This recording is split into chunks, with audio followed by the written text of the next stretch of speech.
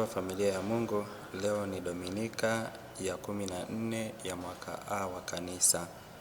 Masomo yetu, somo la kwanza linatoka katika kitabu cha Nabii Zekaria sura ya 9 aya ya 9 hadi ya 10. Somo la pili waraka wa Mtume Paulo kwa Warumi ile sura ya 8 aya ya 9 ya 11 hadi ya 13. Na Injili ni mwinjili Mathayo ile sura ya 11 aya 25 hadi ya 30. Ndugu zangu, katika maisha yetu ya kila siku tunakutana na mitihani na changamoto mbalimbali. Nyingine zinakatisha tamaa, nyingine zinatuangusha chini.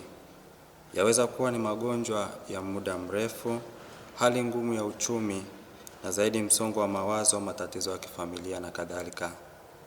Katika hayo yote, kimbilio letu ni nani? Tukimbilie wapi? Ni wapi tunapata pumziko la kweli? Masomo yetu, hasa somo la Injili, linatuambia tumkimbilie Mungu pekee. Ndio maana leo anatualika twendeni kwake tupate pumziko.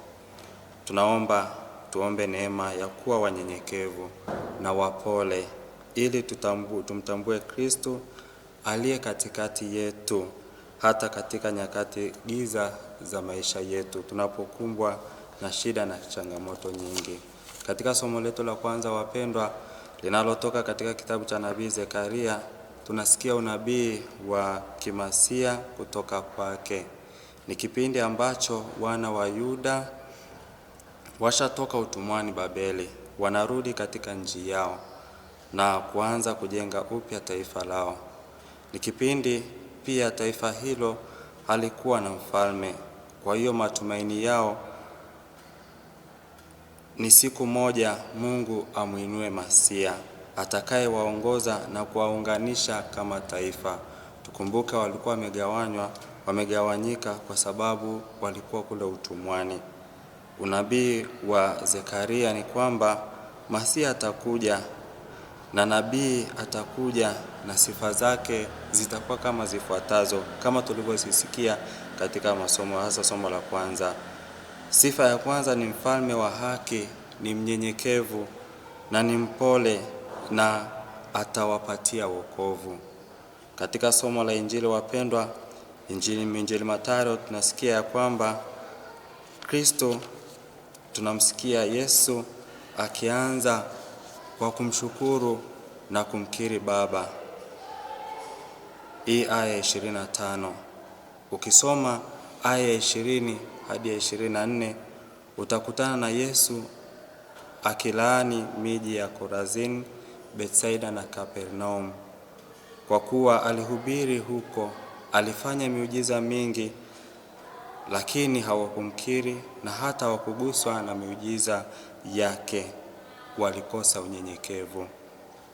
Katika Injili ya leo, wapendwa, tunasikia pia wenye hekima na akili wanafichwa ile siri ya ufalme wa Mwenyezi Mungu. Nao wenye hekima ni wakina nani na akili? Hawa walikuwa ni Mafarisayo na waandishi ambao hawakuwa tayari kujifunza kutoka kwa Kristo. Walifikiri wanamjua vyema Mungu, wakatawaliwa na majivuno na kiburi. Na pia tunasikia watoto wachanga. Siri ya ufalme wa Mwenyezi Mungu inafunuliwa kwa watoto wachanga. Kwa utamaduni wa Kiyahudi, wale waliokuwa wanafundisha waliitwa walimu, waliitwa baba, rabi. Na yeyote ambaye ni mwanafunzi alikuwa ni mtoto, hivyo ilimpasa mtoto kumtii, kukaa miguuni kwa baba au mwalimu au rabi, ili aweze kufundishwa na kuelewa kile ambacho rabi anataka kumweleza. Kristo anawasifu watoto wachanga, wale wote ambao kwa unyenyekevu wapo tayari kumpokea, kumsikiliza yeye na kuweza kuelewa siri za ufalme wa mbinguni, tofauti na waandishi na Mafarisayo waliomkataa Kristo na waliokataa kusikiliza neno lake. Zaidi, Kristo anatuambia nira yake ni laini, yaani amri yake ni nyepesi kufuata. Ndio upendo kwa Mungu na upendo kwa jirani. Ndugu zangu wapendwa, katika Injili tunavutwa na tunapewa taswira ya kila ambacho kilidhihirishwa katika utabiri wa nabii Zekaria katika somo la kwanza. Mimi ni mpole na mnyenyekevu wa moyo. Na katika somo la pili, Mtume Paulo anaongelea nafasi ya Roho Mtakatifu kwa wale wote wanaobatizwa. Zaidi anawatia moyo Warumi na sisi pia kuwa wasiangalie tu udhaifu wa mwili wala maelekeo, bali wamkazie macho Roho wa Mungu aliye ndani yao, ili wasiendelee kutawaliwa na matendo ya mwili bali matendo ya Roho. Ndugu zangu wapendwa, katika masomo ambayo tumesikia, somo la kwanza, somo la pili na Injili, yapo mambo kadha wa kadha tunaweza kujifunza. Naomba tutafakari haya mambo matano ambayo yatatembea na sisi katika wiki hii. Jambo la kwanza wapendwa, Mwenyezi Mungu anatukumbuka katika shida, huzuni na mahangaiko yetu. Nabii Zekaria anaitwa na Mungu kutabiri juu ya ujio wa Masia ambaye atawaletea ukombozi taifa lililogawanyika. Jina lake mwenyewe huyu nabii Zekaria, maana yake ni Mwenyezi Mungu anatukumbuka. Mara kadhaa wapendwa, tunaweza ingia katika mateso na mahangaiko hata tukafikiri ya kwamba Mungu ametuacha. Daima tutambue katika hali yoyote Mungu ni mwaminifu na hawezi kutuacha kamwe. Labda mimi au wewe tuamue kumwacha, Mungu daima anakuwa na sisi. Ndio maana amekuwa na taifa la Israeli na amekuja kuwatoa na amekuja kuwaunganisha tena. Jambo la pili wapendwa, ambalo tunafundishwa na tunatafakarishwa katika masomo yetu, tuyavue na kuyatupia mbali mambo yote yanayotuzuia kumtambua Kristo.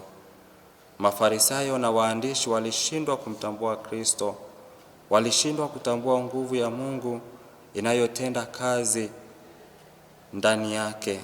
Sisi pia wapendwa, tunaweza kufungwa na mambo mengi ya ulimwengu. Tunashindwa hata kumtambua Kristo anaposema nasi. Mfano, kiburi cha uhai, mali, madaraka, uaminifu na hata elimu wa heshima.